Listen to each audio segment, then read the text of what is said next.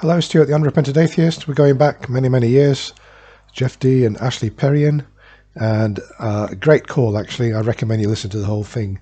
I'll put a link in the description. It lasts about 40 minutes. Really monumental call. I've picked out this clip because I thought it was of particular interest. So let's go with it and listen to this minister. There's no supernatural beings. Okay. You believe, okay. Anything you can show me actually exists, I'm going to say it's natural. I mean, okay, well, my thing about it is this. If there's no supernatural being, Yeah. in which I'm sure you get this argument all the time, but Okay. if there's nothing in the afterlife, if there's nothing there, If we just die.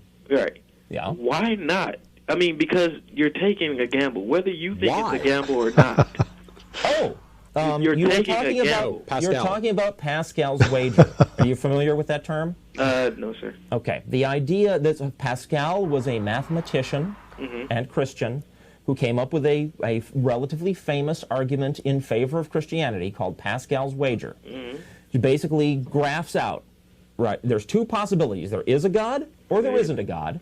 And then there's two choices. You believe in him or you don't believe in him. And he showed that mathematically you're better off going ahead and believing that there is one, hoping for the big prize of eternal life, right? The problem is Pascal's wager doesn't work because there's thousands of different gods that people have claimed over the course of human history. There's no particular reason to assume that the only one you got to think about is the Christian God. No reason at all. So, even if... Wait, not to cut you off, I'm sorry, but Yeah. on what you just said, that all the other gods that exist. Well, No, that people have claimed. right. Did you say that people claim to have existed or do Yeah. exist? Yeah. Okay, if you take up that belief or you take it up and say, I'm going to wager, so I'm going to do Pascal's wager, as you said, and I'm going to take one. Now you have to go into a field as a human mind. We have to know, you know what I'm saying? We have to see before we believe. We have to, get a mental logic before we ever just go out on a limb. But, I wish that was true. But clearly, since like over a third of the Earth's population believes in Christianity, clearly a vast majority of people are able to go ahead and believe without any evidence at all. Well, I mean, that's true. I'm sure that's true. I wish that we were all really rational and careful about what we believe. Okay, but looking at you now, looking at you as a person. Well, it's not just that most Christians are prepared to believe without evidence. I would say that 100% of Christians necessarily believe without evidence. Oh, of course, some will claim they've got personal experiences, but I would argue that's not evidence because it's not reliable. I can understand that you like knowledge, you know what I'm saying?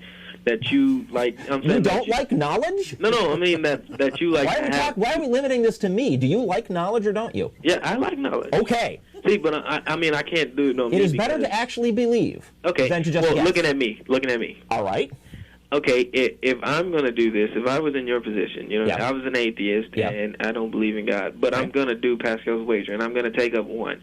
I'm going to go research all of the gods. And if you research all of them and look at all of their books, the Quran, the Bible, and all of them, you'll find out that the only one even close to our logic, close to making sense to us, is the God that I serve. God.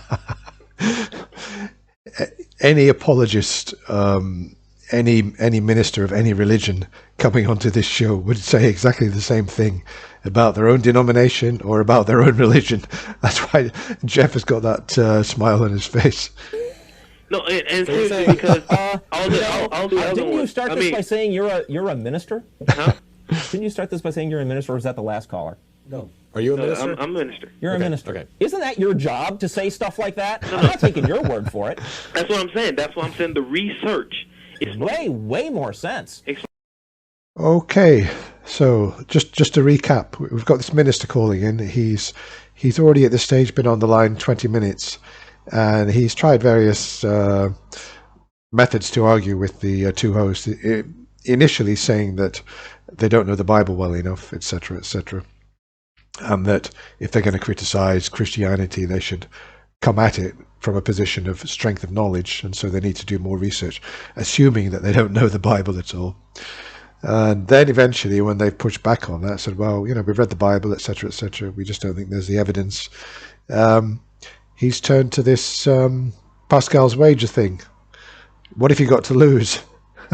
From what I recall of Pascal's wager, it was that if you live your life like you do believe, and if you pretend that you believe, eventually you really will start to believe, because obviously God is very perceptive if he exists, and he would know if you're just shamming belief. Because you would get into the afterlife, and he would say, well, you think you could pull a fast one on me? You've been shamming belief. You've been taking Pascal's wager, so you're going to hell. But according to Pascal, you could eventually really believe if you just pretend to believe for some length of time. But I did find it amusing how the minister had never heard of Pascal's wager, and he suggested that they go down that route. Okay. I do recommend watching the whole call. I'll put a link in the description. Thank you. And and also the fact that when Jeff said, well, Pascal's wager doesn't work because then which God do you choose? And then, of course, being a Christian, he would say, well, the only true religion, Christianity, of course. What else?